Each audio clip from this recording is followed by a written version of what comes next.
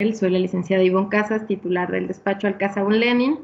Somos una firma de abogados establecidos en Ciudad de México. Desde hace 10 años en el mercado de las telecomunicaciones tenemos prestando servicios de consultoría desde hace más de 4 años.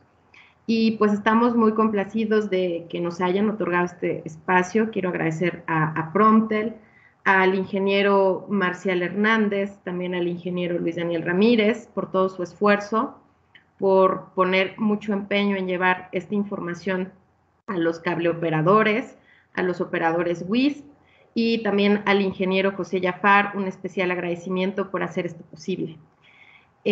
Pues, si me permiten entrar en materia, el taller lo hemos titulado Autorizaciones, concesiones y permisos para operar legalmente el mercado WISP en México, porque pues aquí el mercado de las telecomunicaciones es importante que sepan que nos estamos refiriendo a un segmento específico, ya que pues hay en la Ley Federal de Telecomunicaciones diversas figuras jurídicas para operar la red de telecomunicaciones y los servicios que esto conlleva. Sin embargo, pues en el propio título podemos encontrar que hay una segmentación específica a esta parte de los operadores que se encuentran dentro de la descripción de un WISP. Estos WISP, pues, si me permiten, voy a ir pasando las diapositivas para que podamos ir juntos de la mano entendiendo qué son estos conceptos, aunque muchos de los que están aquí seguramente ya tienen sobrada información respecto a lo que es un operador de telecomunicaciones en este segmento, que es conocido por sus siglas en inglés, que pues no es más que un proveedor de servicios de Internet. Los WISP pues se caracterizan básicamente porque a través de recursos propios despliegan su propia infraestructura a través de la compra de torres, antenas, fibras, routers, para poder llevar a aquellos lugares en donde grandes operadores o grandes concesionarios no pueden llegar, ya sea por tema de acceso a las vías o porque sencillamente hay zonas en la República que no son accesibles, pues ellos tienen justo su ventaja competitiva en el punto que es establecer el servicio a través de la reventa del servicio de Internet en poblaciones alejadas de las zonas urbanas. Entonces, este es el fuerte de los WISP, como comúnmente o popularmente se le conoce en el mercado a aquellos proveedores de servicio que hacen reventa del servicio principalmente de Internet, aunque también puede dar otros servicios de telecomunicaciones.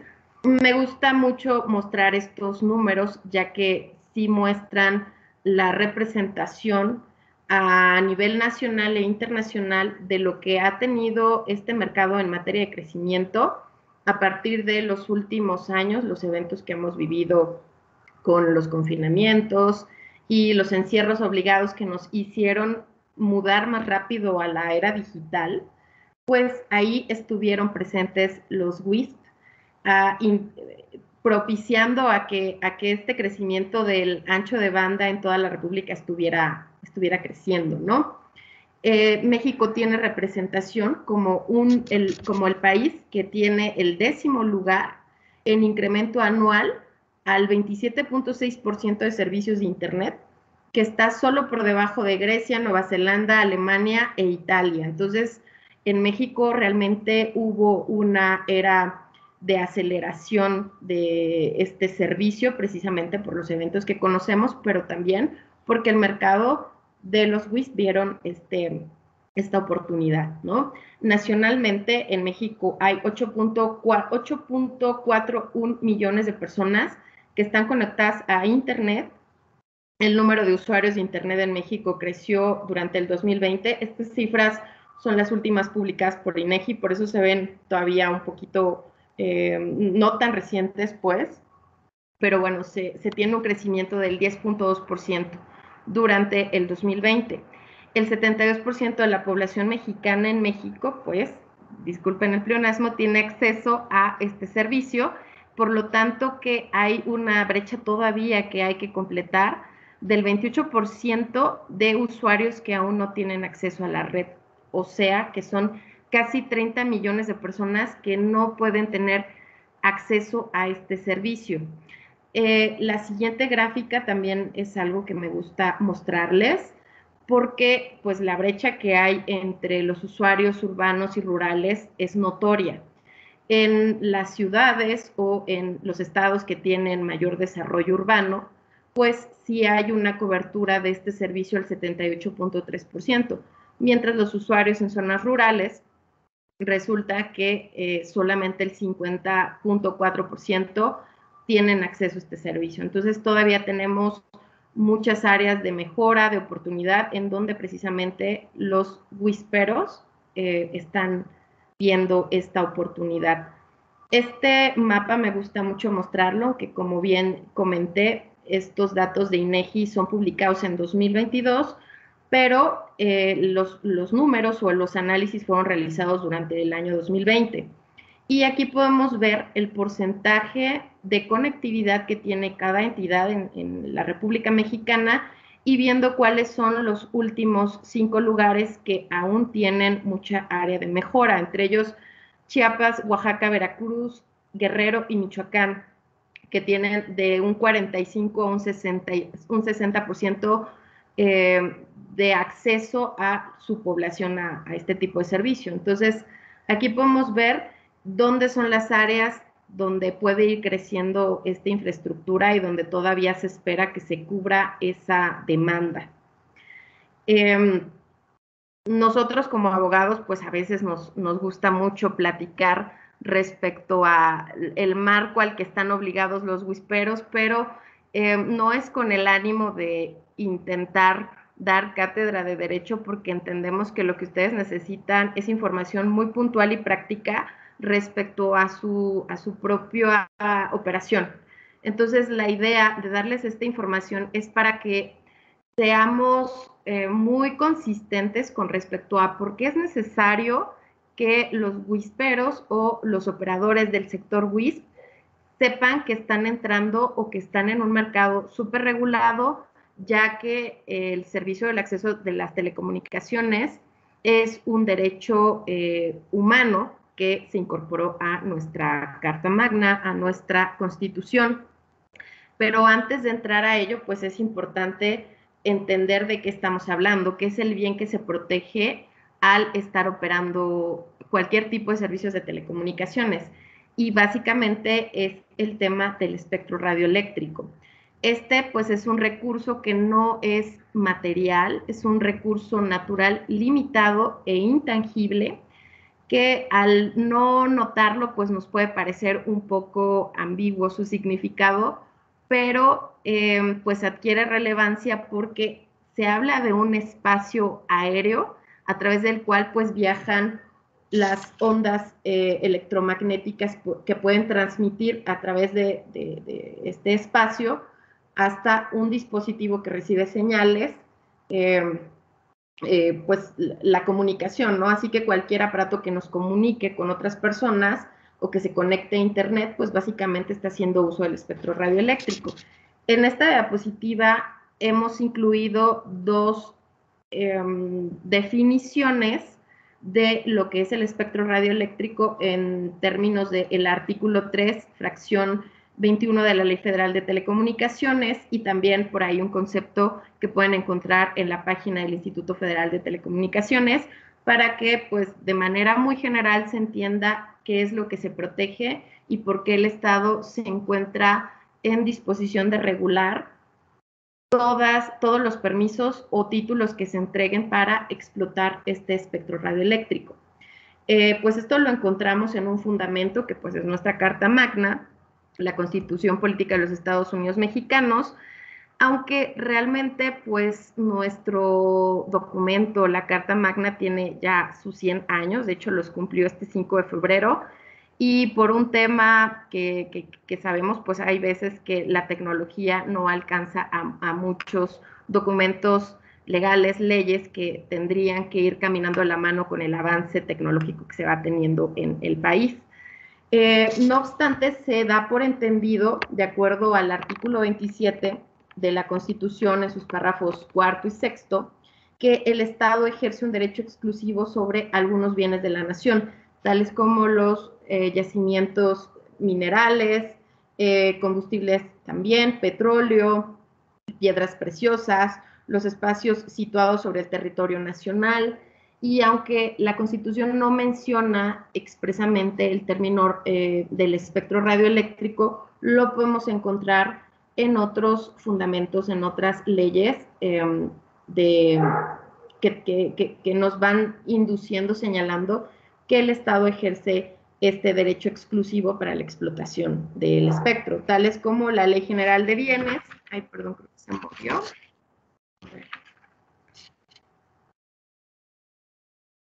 Ahí está, se movió un poquito. Por ejemplo, la Ley General de Bienes Nacionales, en sus artículos 3 y 7, pues nos establece que el espacio aéreo, como antes comentaba, el espacio aéreo situado sobre el territorio nacional, pues pertenece a la nación, y esto lo podemos entender, por ejemplo, en tema de derecho aeronáutico, en donde pues todas las naves que viajan en el territorio como aviones tienen la facultad de hacerlo porque ejerce sobre el espacio aéreo estas normas del derecho exclusivo de la nación.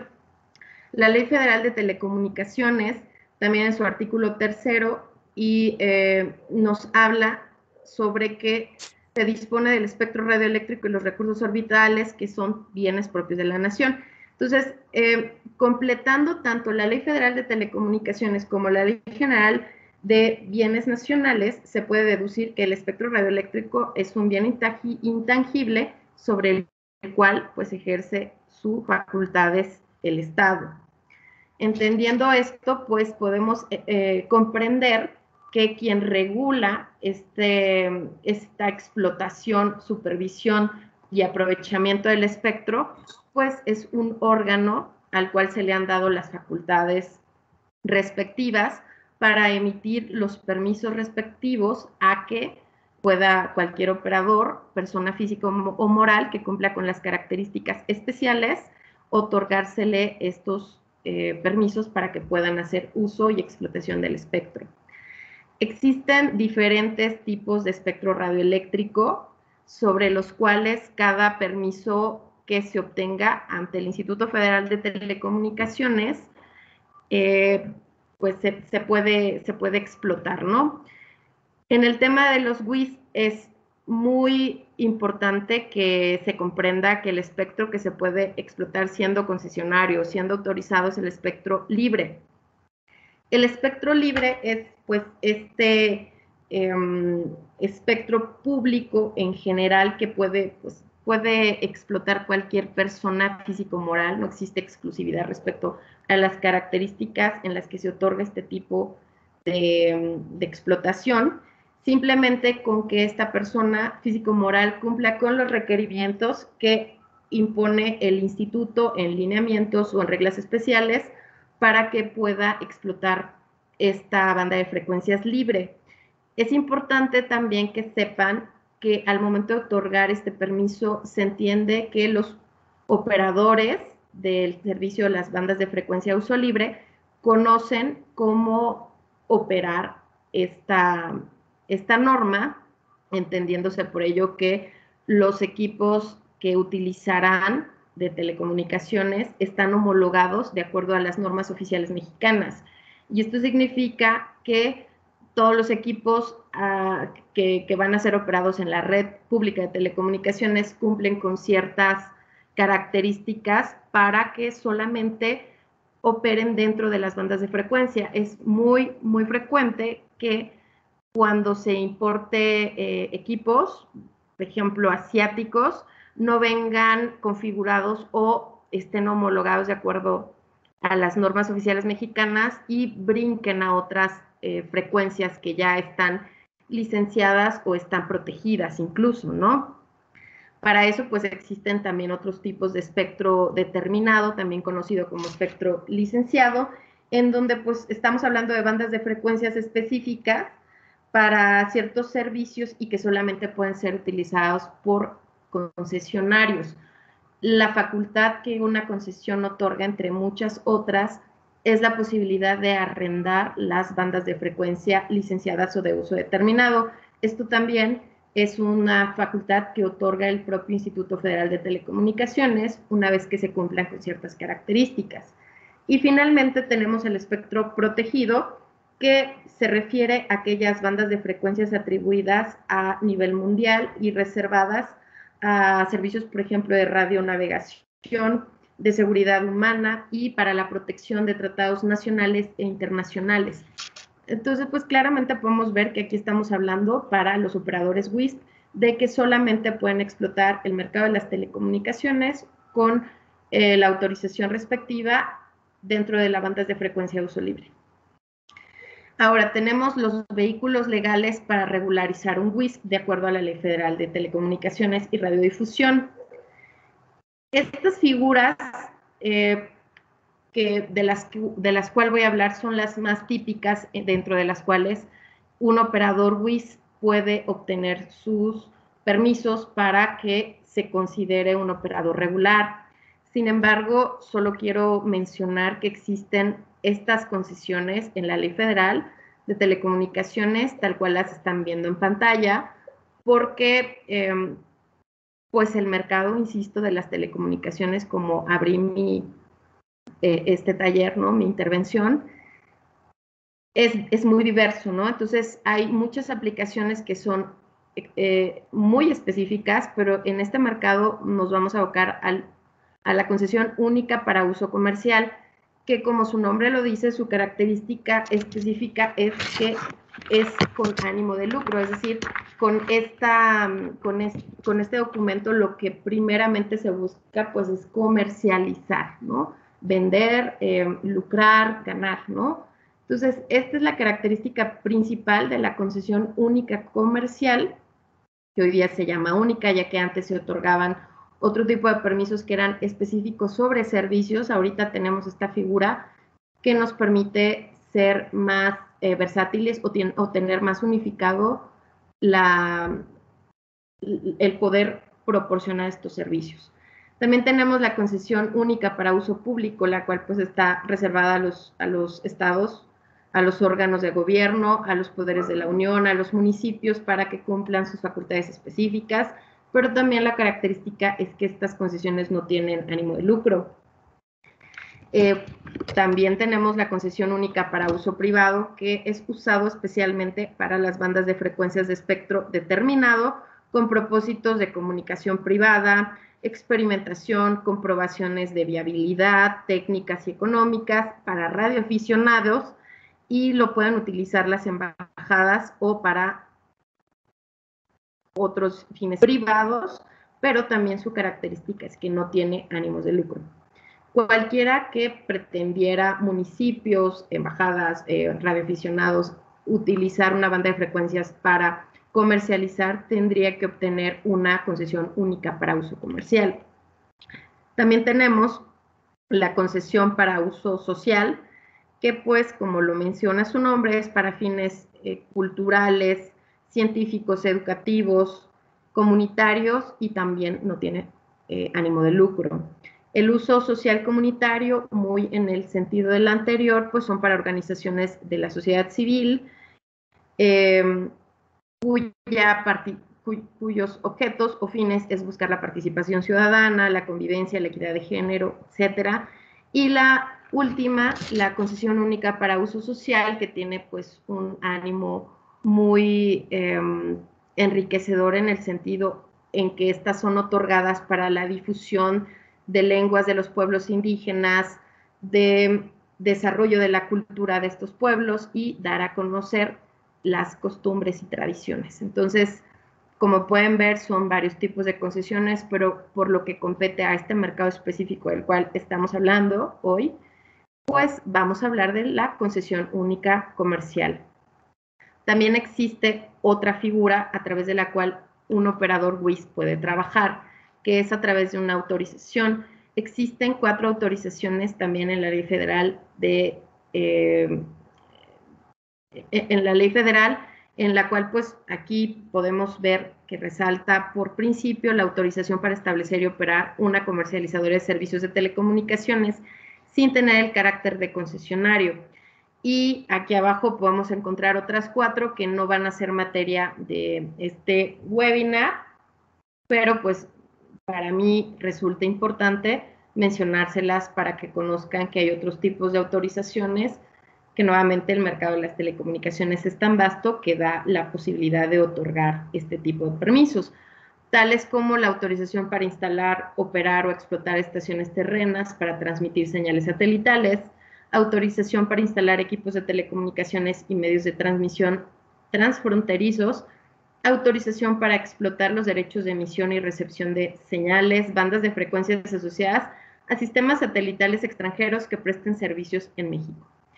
Nuevamente, de lo que vamos a hablar, de acuerdo a la Ley Federal de Telecomunicaciones y Radiodifusión, es la autorización para establecer y operar una comercializadora de servicios.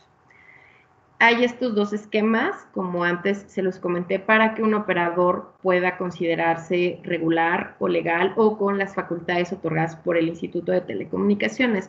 Son estas 2 figuras que están viendo, la comercializadora y la concesión única comercial.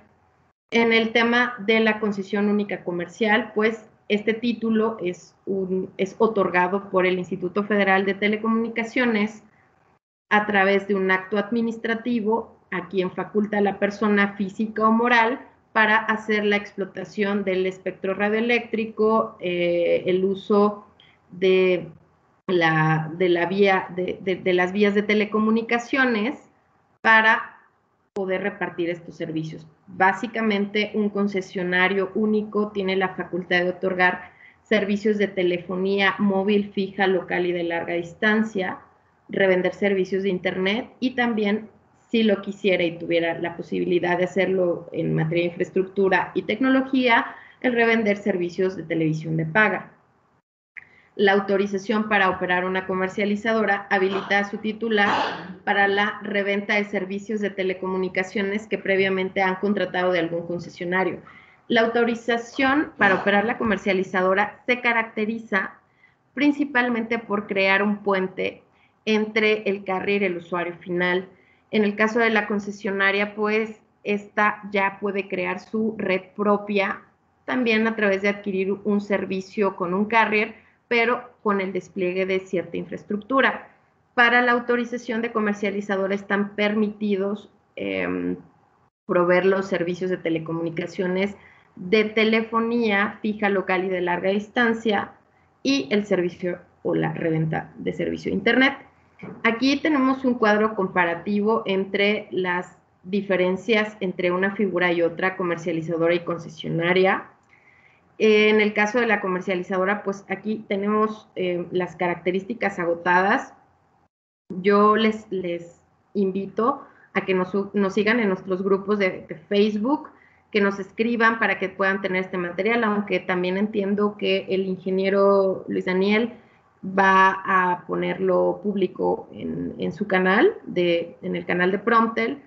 Sin embargo, pues si por alguna situación ustedes requirieran conocer estos requisitos, ahondar en ellos, en su explicación, pues los invitamos a nuestros grupos para que también nos sigan y vean que esta información está gratuita, desarrollada para el mercado, para profesionalizar a los operadores y que conozcan cada vez más cómo funciona su negocio de acuerdo a la normativa vigente. En el caso de la comercializadora, como antes se mencionó, pues se pueden dar estos servicios, internet, telefonía móvil y fija. La concesionaria tiene más abierto la posibilidad de servicios de telecomunicaciones y radiodifusión. Entre estos pueden ser telefonía, internet y televisión. El periodo de la autorización de la comercializadora es de 10 años prorrogables, mientras que la concesionaria tiene un periodo de 30 años prorrogables. La comercializadora busca crear, como antes se mencionó, un puente entre el usuario final y el carrier a través de uso de un equipo terminal. La concesionaria tiene la facultad, por ejemplo, de crear una red interconectada, por cableado, fibra o medios inalámbricos. La comercializadora, al igual que la concesionaria, hace uso de frecuencias libres, pero pues específicamente la comercializadora no puede acceder al espectro licenciado.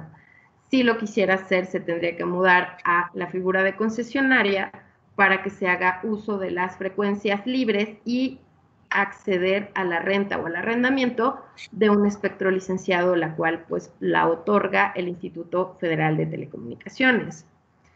La comercializadora tiene un uso restringido con el uso de postes, por ejemplo. Esto es algo muy frecuente que nos llega al despacho donde quieren hacer uso de la infraestructura del Sistema Eléctrico Nacional, específicamente los postes de CFE, y la comercializadora tiene un acceso restringido por la naturaleza de su permiso. Sin embargo, la concesionaria sí tiene la posibilidad de acceder al uso de la infraestructura de CFE mediante un permiso sin restricción. La comercializadora, por ejemplo, no puede vender a otras comercializadoras, mientras la concesionaria sí puede revender a otras comercializadoras el servicio, porque se entiende que ya es un operador que está en una red o cuya arquitectura o topología es abierta, es de tipo árbol y se encuentra en el backhaul, ¿no? Mientras la comercializadora está en el front, donde se le da incluso el servicio al usuario final, pero la creación de esta topología es más sencilla, tipo estrella, más cerrada, una arquitectura mucho más cerrada en donde no hay interconexiones.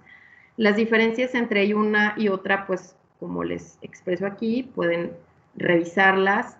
Hay una que en este caso es la concesionaria, que nos faculta a más actividades en el mercado y a tener pues más posibilidades de difundir otros tipos de servicios. Aquí es donde pues se podría decir que entramos en materia con lo que respecta al título de este webinar, que son las actividades frecuentes que hace un WISP y versus su permiso aplicable. Decidimos colocarlo así porque nos pareció que es más fácil de expresar las actividades que hemos visto en el mercado en nuestra propia práctica profesional con los clientes que son ustedes, los operadores de este sector, que llegan a nosotros con las actividades que aquí vamos a expresar versus con lo que realmente tienen o tendrían que hacer para operar legalmente. Entonces, por eso lo hemos clasificado en este recuadro que expresa la actividad practicada frecuentemente por el operador WISP contra el permiso, la autorización, notificación, etcétera, que se tenga que hacer de acuerdo a la ley o a los lineamientos o a los propios textos que están insertos dentro de los títulos de comercializadora o de concesión, por ejemplo. Lo que hacen los operadores WISP frecuentemente es pues hacer la reventa de internet, datos, telefonía móvil fija, local y de larga distancia, para lo que antes he mencionado que se tiene que buscar este permiso, que es la autorización para operar una comercializadora de servicios de telecomunicaciones, o en el caso, dependiendo de la topología que ustedes tengan, de acuerdo a lo que expresé antes, una arquitectura ramificada tipo árbol competiría a un permiso de concesión, mientras que una arquitectura más cerrada tipo estrella competiría a un permiso de autorización para operar una comercializadora. Entonces, depende de las características especiales de su proyecto, habría que hacer una pequeña evaluación, un diagnóstico para saber si ustedes son candidatos a un permiso o a una concesión, dependiendo de las características de su red. Otra práctica que también hacen estos operadores es la reventa de un servicio de internet, por ejemplo, pero hacen la contratación con su carrier de un servicio residencial que no permite, por su naturaleza, la comercialización. Es muy frecuente que vendan una línea que es de bajo consumo y que la intención o el ánimo de esta pues es que solamente se contemple la demanda de una vivienda, de un hogar.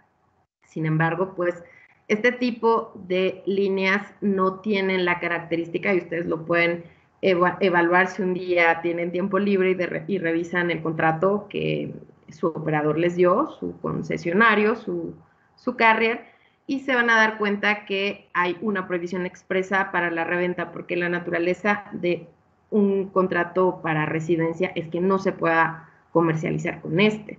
Entonces, aquí hay que ver qué operadores en nuestra zona nos dan la posibilidad de tener un contrato que no sea residencial, pero que nos autorice la reventa. Nosotros, en nuestro haber profesional, hemos encontrado que estos contratos pueden ser denominados de negocio empresarial, best effort, profesional, etcétera. Para las comercializadoras es necesario que tengan un contrato de esta naturaleza que permita la reventa, como los que antes mencioné. No es necesario para las comercializadoras que haya un contrato de servicio dedicado, porque muchos carriers están haciendo esta práctica en donde les están haciendo creer que para que puedan hacer reventas es necesario que contraten un servicio de alto consumo como un dedicado. A diferencia de la concesionaria, que forzosamente es necesario, porque incluso en los requisitos y en los lineamientos compartidos por el Instituto de Telecomunicaciones se expresa que el operador de una concesionaria debe contratar o debe tener contemplado la contratación de un servicio dedicado de alto consumo, porque se entiende que la operación de la red pues es más compleja y va a requerir un servicio de alto consumo. Ambos contratos, sea los que antes mencioné, de negocio empresarial, BCFOR profesional o contrato de servicio dedicado, se deben de inscribir en el registro público de concesiones. El registro público de concesiones es este organismo creado para dar publicidad a los actos que los operadores del mercado de las telecomunicaciones estén realizando, ya que finalmente a quienes ustedes van a dar servicio pues son usuarios del mercado de las telecomunicaciones, a los cuales pues se les tiene que proteger, se les reservan estos derechos de consumir un servicio de calidad, y es por ello que se crea el registro público de concesiones para inscribir todos estos actos que son realizados por los operadores de telecomunicaciones con el ánimo de propiciar a un mayor crecimiento de calidad en los servicios que se prestan en el territorio mexicano. También otra práctica muy frecuente por los WIS es la contratación del servicio con sus clientes mediante, puede ser, ¿no?, en el mejor de los casos, que tengan su propio contrato. Puede ser en el mejor de los casos que lo realicen, lo firmen, pero hay quienes no lo hacen y simplemente llegan, instalan, les dejan su módem, y después cuando el cliente o los propios operadores tienen problemas con esta persona por ya sea el servicio, porque no se le ha pagado el servicio prestado, pues resulta verdaderamente complicado la defensa en cualquiera de los dos sentidos, tanto como el usuario si no tuvo un servicio de calidad, como el WIS si no formalizó su acto, pues hay una dificultad para ejecutar algún tipo de derecho o solicitar o demandar algún tipo de indemnización o de prestación, etcétera, si no se tiene un contrato. Hay un contrato específico llamado contrato de adhesión, así se llama por el hecho de que es un contrato estándar que contempla las normas específicas para trabajar y para prestar el servicio de telecomunicaciones. Es un contrato registrado en Profeco, el cual pues es el organismo que interviene para los derechos y defensa de los consumidores, y se entiende que contiene las reglas mínimas para operar este mercado dentro de cierta equidad, tendiente también a dar el servicio de calidad, pero también protegiendo al operador de telecomunicaciones en su práctica del día a día, ¿no? Entonces, aquí aplica un contrato, es el contrato de adhesión, es un contrato que se registra ante Profeco y posteriormente, una vez obtenido el registro en esta esta entidad, Profeco, se tiene que registrar a su vez en el Instituto Federal de Telecomunicaciones, en el Registro Público de Concesiones. Establecimiento de tarifas. También hemos visto esta práctica en los WISP, en donde pues entienden que las tarifas se establecen de acuerdo a lo que en muchas zonas se puede pagar, ¿no? Pero también hay WISP que se encuentran en zonas donde hay otros competidores y pueden, por el hecho de adquirir más clientes, hacer prácticas desleales de comercio, ¿no? Bajar las tarifas a un grado en donde tal vez ya no son competitivos otros y después suben la tarifa, ¿no? Entonces, primero es como para captar y después empiezan a hacer incrementos. Esto está reglamentado también por el registro de tarifas del Registro Público de Concesiones. No hay una tarifa estándar, no es necesario que se homologue a una tarifa del Estado, pero siempre que entre dentro del rango de las buenas prácticas comerciales de los operadores regionales de la localidad en donde se planee o se plantee prestar el servicio.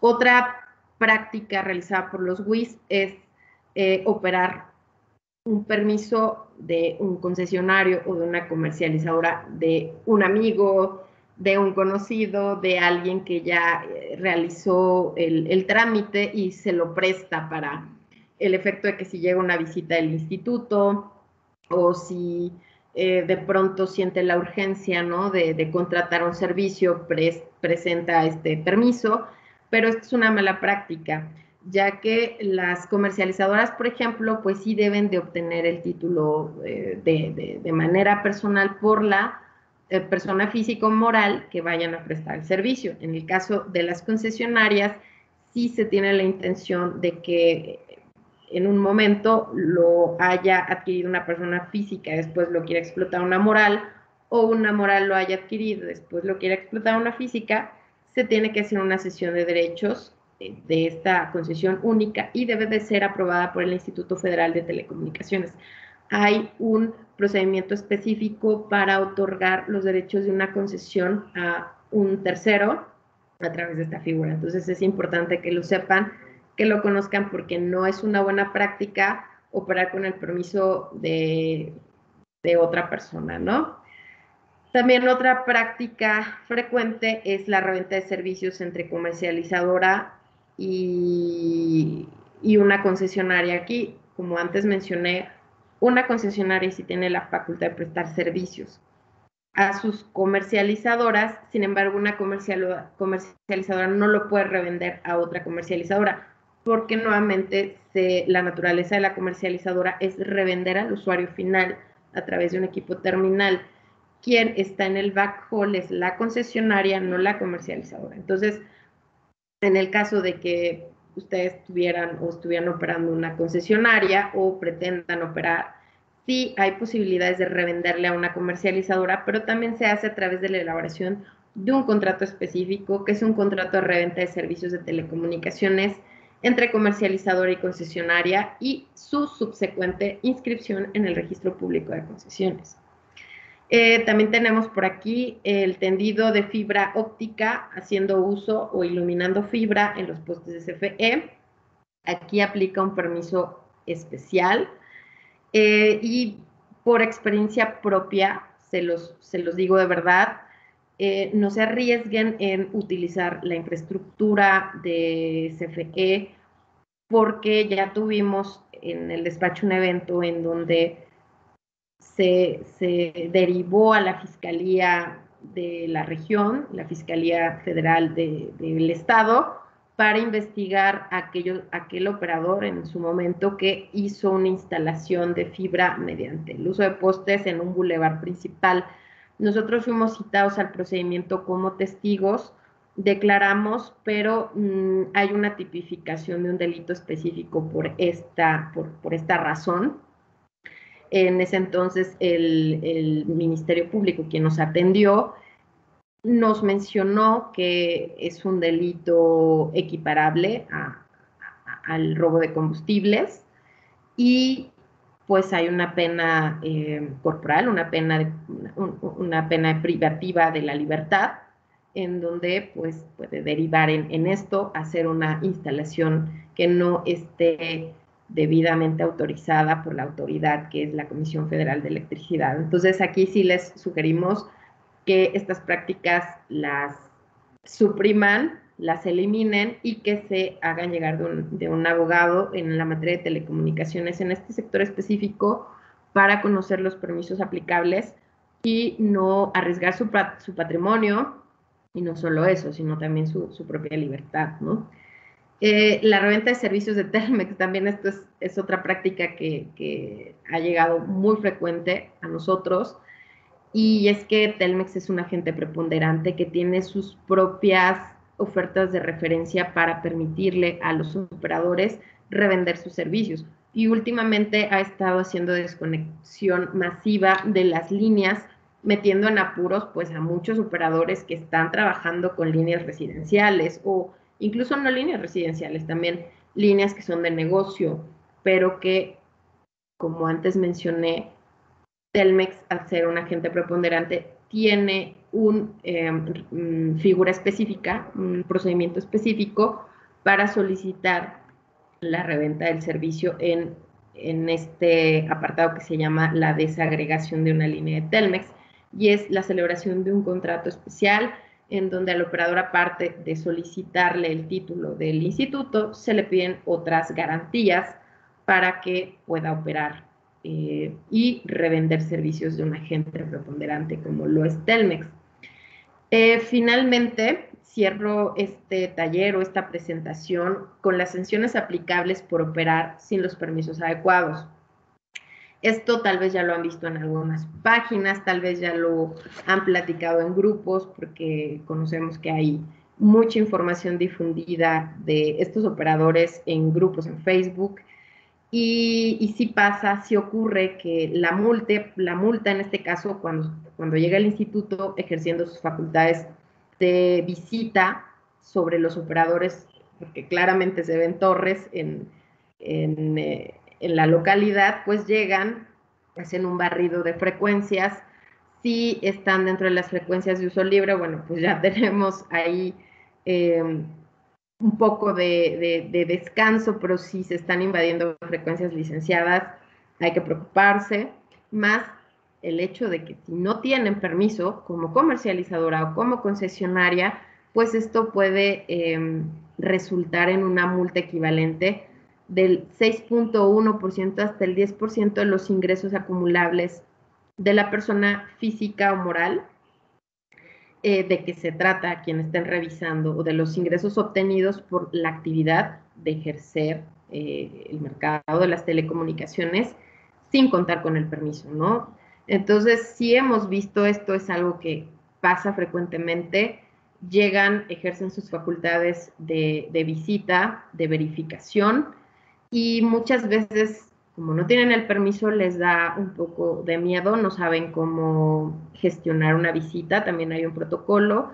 el cual nosotros también les podemos compartir, para permitirles el acceso, porque a veces cuando no se lo permiten, la autoridad tiene también la facultad de establecer una multa por el hecho de no permitirle ejercer sus facultades de verificación en el domicilio donde se ha levantado un acta. También debe de llegar la autoridad identificándose con un acta de verificación emitida por el Instituto de Telecomunicaciones. Y en el caso de que no se cuente con el permiso, pues puede deriva en un acto administrativo en donde sus consecuencias son la imposición de una multa que va en el rango que pueden ver en pantalla, pero no solo eso, sino también el aseguramiento de los equipos que ustedes tengan en el domicilio, los aseguran con algunos sellos especiales, y en el caso de que la autoridad considere determinar una multa, no solo esto, sino la pérdida declarada de los bienes, instalaciones, equipos, torres, routers y todo lo que tengan allá adentro en beneficio de la nación. Entonces, todo esto lo decomisa el instituto y, aparte de eso, pues impone una multa. Y hay un tercero, que es lo que yo antes les comentaba respecto a los postes o el uso de la infraestructura de la Comisión Federal de Electricidad, en donde si se considera que una conducta tiene correspondencia con los enunciados normativos que constituyen desviaciones punibles, es decir, que sean conductas delictivas previstas en el Código Penal Federal o en materia de delitos especiales, que en este sentido serían materia de delitos de telecomunicaciones, pues puede derivar en la determinación de la pérdida de la libertad más una fianza, por ejemplo, ¿no? Entonces, sí les sugiero que se asesoren si ustedes están operando este mercado con mis colegas abogados, con nosotros. Nosotros estaremos complacidos de atenderlos en el despacho. Llevamos realmente ya unos años en esta práctica. Es un sector muy gentil, muy noble en cuanto a la gente que opera, porque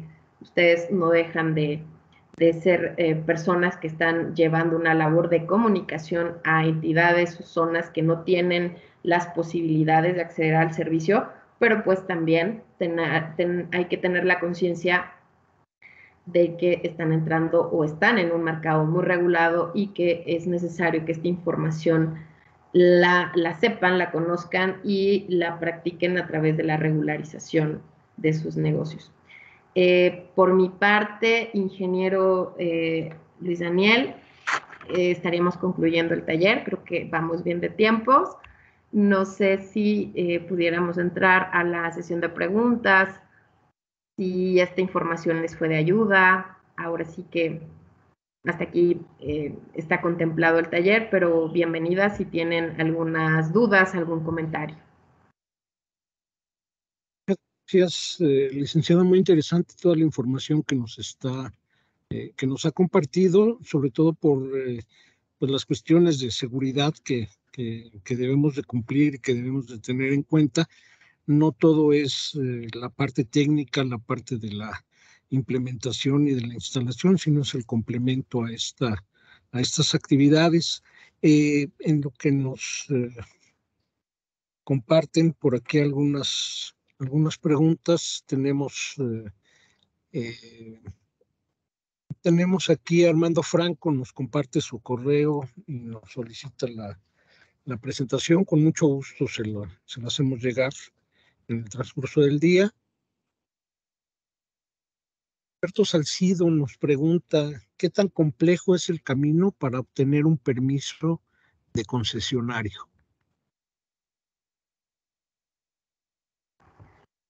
Ok, ingeniero Humberto, pues mire, aquí en la concesión hay que cumplir con 4 facultades, que son la técnica, la jurídica, la económica y la administrativa. Le puedo decir que de esas, por lo menos usted al día de hoy seguramente ya cumple con 2 completamente, que son la técnica y la administrativa, porque cuando llegan con el ánimo de regularizarse en este vehículo de concesionaria, ustedes ya llegan con el conocimiento de cómo operar este negocio, ¿no? Ya saben cómo trabajan con clientes, cómo ya tienen implementados ciertos procesos de contratación, de atención a quejas. Por ejemplo, si a alguien se le cae la línea, sabe a qué número reportarse. Eso se refiere a la capacidad administrativa. También si tienen esquemas de facturación, un correo electrónico, un servicio tipo call center, todo eso es facultades administrativas. Si tienen, pues obviamente, el conocimiento para operar los sistemas de telecomunicaciones, pues también tienen capacidad técnica, ¿no? En donde a veces nos detenemos un poquito es en la capacidad legal y la capacidad económica. La legal se acredita a través de ciertos documentos, también como lo dice su nombre, de carácter legal, identificación, comprobante de domicilio, en el caso de ser una empresa, que los estatutos nos faculten a recibir concesiones y explotar el mercado de las telecomunicaciones. Y sobre todo, donde a veces hay un tema es en la capacidad económica. Muchos piensan que se necesitan millones de pesos o que necesitan tener una cuenta bancaria muy robustecida para poder acceder. No, siempre hay que tener, en el caso de nuestro despacho, un proyecto técnico que sea coincidente con lo que se quiere hacer. Si vamos o tenemos una topología actual que es conservadora o que incluso puede ser muy grande, hay que tener mucha congruencia entre los gastos operativos mensuales y lo que se tiene en la cuenta bancaria.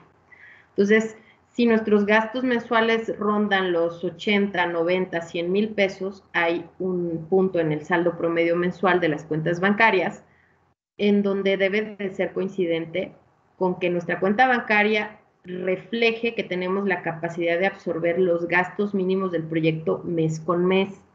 Entonces, no se necesitan miles de pesos, sino se necesita un proyecto que sea congruente con lo que se tiene físico, de explotación de la red que se tiene, y lo que se tiene en la cuenta bancaria. Muchos de estos operadores no practican la bancarización de ingresos, por ejemplo.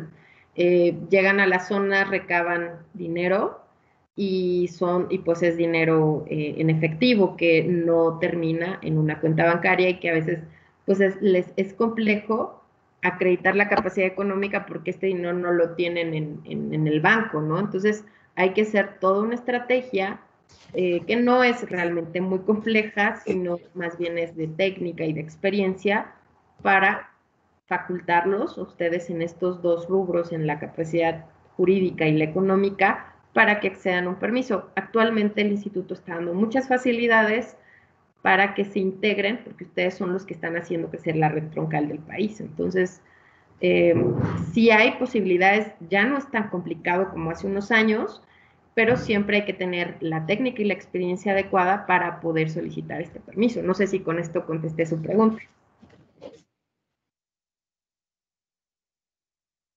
Muchas gracias.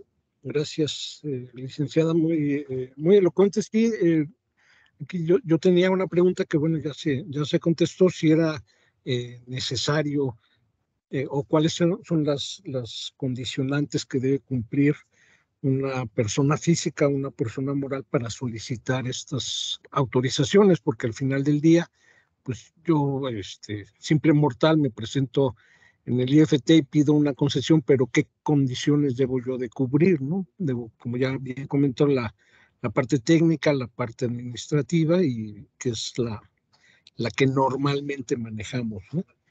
Entonces, creo que está contestada la pregunta. De hecho, el ingeniero Roberto Salcido nos dice sí, muchas gracias. Tenemos por aquí Fernando Rip, nos comparte su correo y nos solicita la presentación con mucho gusto y nos pregunta: si yo soy nuevo, ¿puedo comenzar mi proceso de adquisición de licencia de comercializadora para que yo venda internet a través de fibra óptica? Y si me ayudan con los permisos con CFE. Sí, en el caso de la comercializadora, los requisitos son muchísimo más sencillos que los que acabo de mencionar. En el caso de la comercializadora se necesita simplemente acreditar la capacidad legal. La persona físico-moral debe tener la facultad de ejercicio y esto se acredita con documentos que todos tenemos por el hecho de ser mexicanos, acta de nacimiento, la credencial del lector, el INE, comprobante de domicilio y algunos requisitos que seguramente ahorita se me está pasando, pero son requisitos de carácter legal, ¿no? Un ejercicio muy sencillo, pero también al ser una autorización para operar o explotar una comercializadora de servicios de telecomunicaciones, se tienen ciertas restricciones. Entre estas, pues los servicios que se pueden dar por la propia naturaleza de la comercializadora, que como antes mencioné, son los servicios de reventa de Internet, telefonía móvil fija, local y de larga distancia, pero aquí concretamente una vez cumplidos estos requisitos, el instituto nos otorga una autorización pasados los 30 días que tiene que operarse con el conocimiento de las restricciones de esta autorización. Entre ellos, por ejemplo, la CFE hoy día sí tiene más reservas de otorgar un permiso para iluminar postes de la propia CFE que si fuéramos con una concesión, ¿no? En el tema de la concesión, claramente se entiende que es un operador completo de telecomunicaciones y las restricciones no son no son tantas, pero para las comercializadoras sí. Hay una forma en que una comercializadora pudiera iluminar su fibra sin necesariamente mudarse al esquema de concesionario, y esto es celebrando un contrato específico de despliegue de fibra óptica con un concesionario que le permita esto, ¿no? Entonces, ya aquí la comercializadora en esta versión no necesita esperarse tanto tiempo para volverse concesionario, sino que puede hacer un contrato de cooperación con una concesionaria que sí tiene las facultades de iluminar fibra, pero que va a hacer este contrato entre operadores, comercializadora, concesionaria, para permitirle a la comercializadora desplegar su fibra en este sentido de cooperación entre ambos operadores. No sé si esto también respondió su pregunta o si generó más dudas. Sí, está clara la respuesta. Es mucho más sencillo ser comercializador que concesionario, y depende de las condiciones de nuestro proyecto en el momento, básicamente también, ¿no? Muchas gracias. Armando Franco nos pregunta, ¿qué tanto está ofertando en México el servicio de Internet especial para los Whisper? ¿Y cuáles son las mejores prácticas para buscarlos y contratarlos? Esa es una buena pregunta porque el mercado está cambiando mucho. De hecho, cada vez hay más restricciones porque por parte de los operadores, de los propios carriers, estoy hablando de Total Play, de Vestel, de Metro Carrier, ¿no? En donde cada vez quieren mudar más a los WISP a esquemas de grande consumo como servicios dedicados, y los contratos que antes permitían la reventa cada vez están generando más cláusulas de que no se pueda. Y hoy día está el sector enfrentando un cambio muy importante, porque hay que buscar operadores que tengan precisamente contratos gentiles que el día de mañana no nos provoquen a nosotros que la red se nos caiga y tengamos a nuestros clientes colgados, ¿no? Esperando. Entonces, hoy día sí sugiero yo que cada vez que vayan a entrar a una contratación o una alianza, ya sé que a veces tienen líneas de balanceo, que a veces tienen prácticas los WISP que conocemos nosotros, que no son legalmente las más elocuentes, pero sí que entendemos que así funciona su negocio, ¿no? Hay veces que incluso necesitan contratar líneas residenciales para balancear el servicio, aunque esto, de acuerdo a la ley, no estaría bien, ¿no? Se tienen que vender siempre bajo contratos que permitan la posibilidad de revender. Esto es el deber ser, ¿no? Pero también entendemos cómo funciona el mundo en su practicidad, y hay veces que estas prácticas son necesarias para seguir sobreviviendo en el negocio. Entonces, hoy día sí se pretende que se les reconozca a estos operadores, que cada vez son más en el país, y que se fortalezcan los derechos que también tienen, porque no, esto finalmente contribuye a que haya mayor competitividad, y al haber mayor competitividad nos asegura mejor calidad en el servicio y mejores precios. Entonces, al día de hoy hay una revolución en este mercado para la contratación de servicios. Todavía no se tiene muy claro hacia dónde vamos y si los WISP van a lograr conquistar esta diferencia que hay hoy día entre los carriers y ellos, pero sí les sugiero que cuando hagan contrataciones revisen que estos términos de los propios contratos permitan la reventa, para que el día de mañana ustedes no vayan a quedar mal parados con sus clientes o con sus servicios, y que este contrato también tenga la facultad de inscribirse en el instituto y que el instituto les reconozca los derechos que también ustedes como usuarios de telecomunicaciones tienen. Y en el caso de que no sea así, pues que conozcan que existen herramientas para levantar quejas por servicios ineficientes. También tenemos quejas de grandes carriers, ¿no?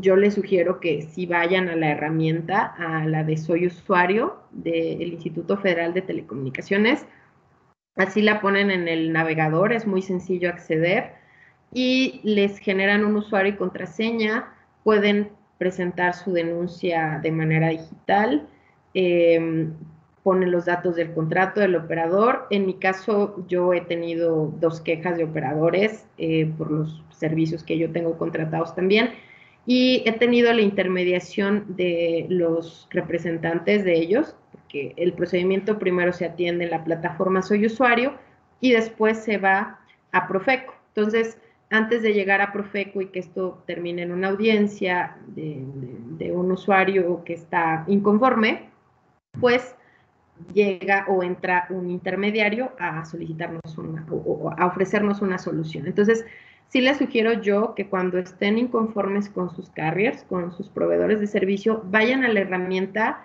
En mi caso he tenido muy buena suerte. Ha habido seguimiento de las quejas que yo he tenido, telefónica, por correo, y realmente esto abona mucho a que empujemos a los operadores de telecomunicaciones a que se obliguen a darnos servicios de calidad, ¿no? Porque no todo se traduce en lucro, en cobrar mes con mes, sino que realmente estén dando un servicio eficiente. Entonces, se está trabajando en ello, estamos también nosotros como consultores abogando porque esto ocurra con los carriers, que también se les reconozcan los derechos que tienen como usuarios, pero también que ustedes sepan las herramientas que tienen en el caso de que no cumplan con los objetivos de calidad en el servicio. Bien, muchas gracias, licenciado, muy claro, muy concreto. Y Dario Fernando Rib nos dice algún número donde pueda localizar a la licenciada Ivonne. Con mucho gusto, Fernando, si nos compartes tu correo, si ya lo tenemos por aquí, se los hacemos llegar a la licenciada para que ella los contacte de manera directa, y en la presentación están los datos, quienes nos compartan sus correos, les haremos llegar la presentación con mucho gusto. Y bueno, pues creo que no sé si alguien más tenga alguna pregunta, y mientras eso sucede, no sé, licenciado, si tenga algún comentario final, quiere agregar alguna información adicional, por favor, adelante. Muchas gracias, ingeniero. Pues yo les recomiendo que se informen si ya están operando este negocio. Sin duda es un negocio muy lindo, muy lucrativo también. Hay grandes satisfacciones como las que les comentaba de llevar la comunicación a zonas donde antes no había posibilidades, y lo que ello representa, ¿no? Porque no solamente es el hecho de tener conectividad, sino también de impactar económicamente en esas zonas en donde a veces niños se están conectando a clases virtuales, en donde tal vez amas de casa están emprendiendo un negocio en línea, personas están estudiando, están buscando información, se están documentando, y esta es la parte que a mí me parece muy social, ¿no? Me parece algo muy loable, un proyecto que finalmente tiene también un objetivo como cualquier negocio, que es comercializar, lucrar, tener de ello una remuneración. Sin embargo, pues también esta parte no hay que perderla, ¿no? Que no todo se traduce también en eso, en el negocio, sino que ustedes ya hicieron inversión en cuanto a el proyecto de recursos propios. Ustedes compraron con sus propios recursos sus antenas, sus routers, su fibra, todo el patrimonio que hoy día tienen. No lo arriesguen. Yo les sugiero que se asesoren de un abogado experto en este sector, que les pueda abrir el panorama de todo lo que se necesita sí hoy día cumplir, pero que también va a propiciar a su crecimiento, porque a veces también tendemos a ver esto como un gasto, pero realmente por muy quemado que se oiga esto, es una inversión. Ustedes están asegurando también sus bienes, y sí les sugiero que se acerquen, ¿no? En este caso nosotros somos Alcázar Lenin, aquí están los datos en nuestra pantalla. Tenemos redes sociales, tenemos grupos en donde estamos dando información de manera gratuita. Tenemos LinkedIn para que conozcan mi currículum. Yo también he trabajado en grandes firmas de abogados en materia de consultoría. Entonces, lo que abona mi preparación también no solo es el tema de las telecomunicaciones, sino que yo soy especialista en derecho corporativo, lo que involucra que conozco bien cuáles son los escenarios para preparar a una empresa hacia su crecimiento, hacia tener un buen gobierno corporativo que induzca al crecimiento y al rendimiento de una empresa pequeña, mediano, grande, las MIPYMES, y pues también que se acerquen a nosotros, que nos busquen. Aquí está nuestro número de WhatsApp, estamos a la distancia de un mensaje, si nos gustan contactar por ahí, estaremos súper complacidos de atenderlos. Nuestro sello distintivo es siempre este, ¿no? Que nosotros brindamos información de manera gratuita, cuando pues también entendemos que hay otros colegas que para tener reuniones en donde brinden cierta información están haciendo cobro de honorarios. En nuestro caso, nosotros ofrecemos esta información para que el mercado se profesionalice. Agradecemos este espacio a Promptel, al ingeniero Luis Daniel, al ingeniero Marcial, para continuar con esta labor que es propiciar a que los proyectos de telecomunicaciones crezcan. Entonces, solo eso, háganse de un buen asesor para que sus negocios se encuentren asegurados. También dejé ahí el nombre de los grupos que tenemos en Facebook, donde pueden encontrar la información que, insisto, la damos de manera gratuita. También pueden escribirnos correo electrónico directamente al contacto del despacho o a mi correo personal, que es este. Y pues nada más que darles todas las gracias por habernos dado 1 hora y cachito ya, 1 hora y 17 minutos de su tiempo. Lo han invertido sabiamente. Les agradecemos muchísimo a todos los operadores que tuvieron a bien conectarse hoy. Y a usted, ingeniero, muchísimas gracias otra vez por el espacio.